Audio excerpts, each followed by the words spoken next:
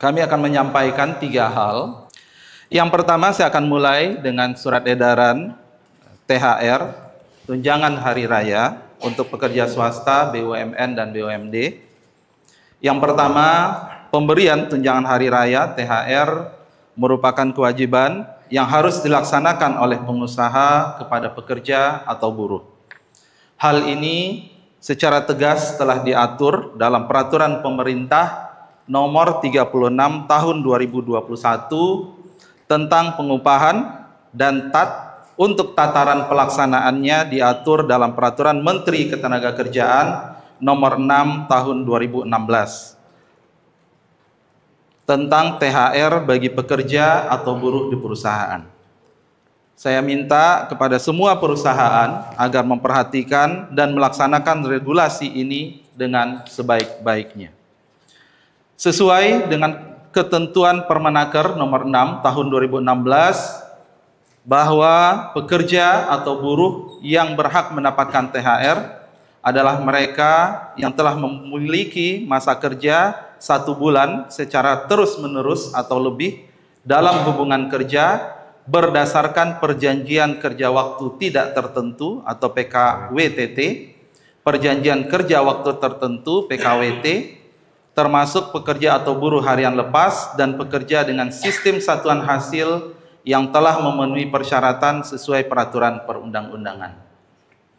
Bagi pekerja atau buruh yang telah memiliki masa kerja 12 bulan secara terus-menerus atau lebih, diberikan THR sebesar 1 bulan upah. Sedangkan bagi pekerja atau buruh dengan masa kerja 1 bulan secara terus-menerus tapi kurang dari 12 bulan diberikan secara proporsional. Perusahaan dimungkinkan memberikan THR kepada pekerja atau buruh tentu lebih baik dari peraturan perundang-undangan yang saya sebutkan. Oleh karena itu, dalam Permenaker nomor 6 tahun 2016 diatur bahwa bagi perusahaan yang dalam perjanjian kerja, dalam peraturan perusahaan atau perjanjian kerja bersama atau kebiasaan yang berlaku di perusahaan telah mengatur bahwa besaran THR lebih baik dari ketentuan perundang-undangan, maka THR yang dibayarkan kepada pekerja atau buruh di perusahaan dilaksanakan sesuai dengan PK, PP, PKB atau kebiasaan yang telah berlaku tersebut. Selanjutnya, THR wajib dibayarkan paling lambat 7 hari sebelum Hari Raya Keagamaan. THR harus dibayar penuh, tidak boleh dicicil, dan saya minta sekali lagi agar perusahaan memberikan perhatian terhadap ketentuan ini. Pada hari ini, Kementerian Ketenagakerjaan telah menerbitkan surat edaran tentang pelaksanaan pemberian tunjangan Hari Raya Keagamaan tahun 2025 bagi pekerja atau buruh di perusahaan yang ditujukan kepada para gubernur di seluruh Indonesia dan agar disampaikan kepada bupati, wali kota di wilayah provinsi masing-masing. Sejalan dengan penerbitan surat edaran Menteri Ketenagakerjaan ini, pada hari ini juga saya akan meresmikan Posko THR tahun 2025 di kantor Kementerian Ketenagakerjaan. Pembentukan Posko THR ini bertujuan untuk memberikan pelayanan konsultasi dan penegakan hukum terkait pemberian THR. Selain itu, saya juga minta di masing-masing wilayah provinsi dan kabupaten atau kota untuk juga membentuk Posko THR. Bagian pertama selesai.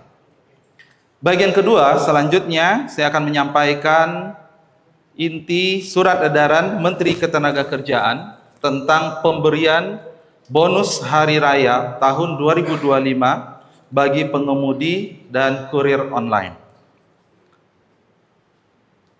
Nilai luhur Pancasila mengajarkan kita untuk saling peduli, terutama menjelang Hari Raya Keagamaan.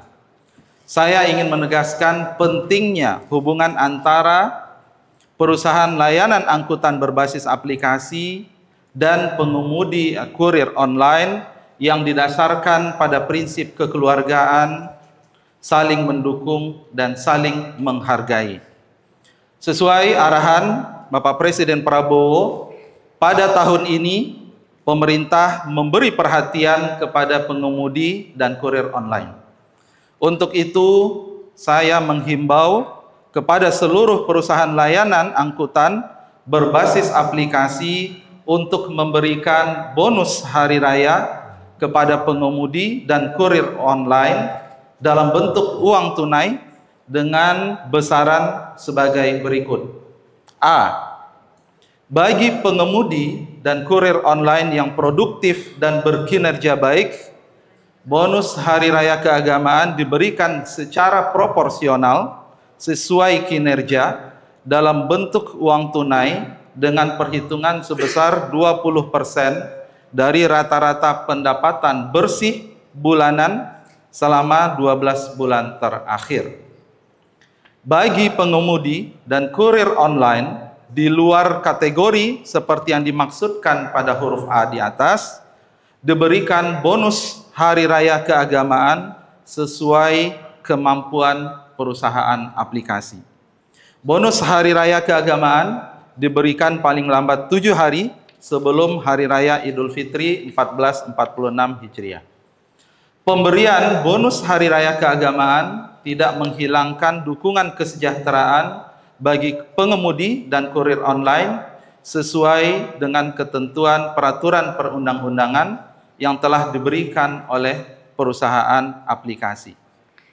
Pemberian bonus Hari Raya Keagamaan ini merupakan apresiasi atas kerja keras mereka yang telah berkontribusi dalam mendukung layanan transportasi dan logistik digital di Indonesia.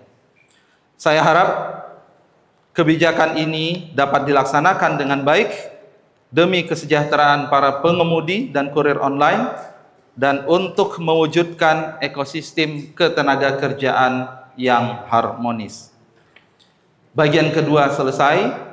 Bagian ketiga, selain penerbitan 2 surat edaran di atas, kami juga sampaikan bahwa Kementerian Ketenagakerjaan akan menyelenggarakan mudik gratis bagi pekerja atau buruh dengan kolaborasi dengan para stakeholders.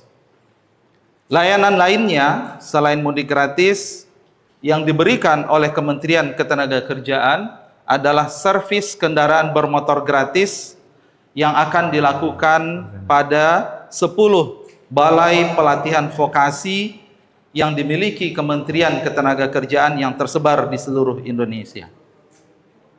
Terakhir, untuk mensukseskan program mudik nasional, Kementerian Ketenagakerjaan menghimbau perusahaan swasta untuk mempertimbangkan penerapan WFA, Work from Anywhere, dengan tetap memperhatikan kelancaran operasional di masing-masing perusahaan. Sekian, kami mengucapkan terima kasih kepada Bapak Presiden Prabowo Subianto, Menteri Sekretaris Negara, dan Bapak Sekretaris Kabinet.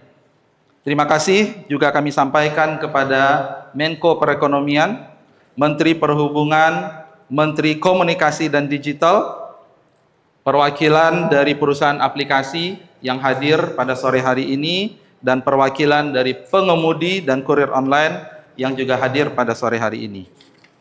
Demikian, semoga apa yang kami sampaikan tadi terkait dengan pelaksanaan pemberian THR, bonus hari raya, program mudik, layanan, servis gratis dapat berjalan sesuai dengan yang kita harapkan untuk kebaikan kita semua. Terima kasih atas perhatiannya. Wassalamualaikum warahmatullahi wabarakatuh.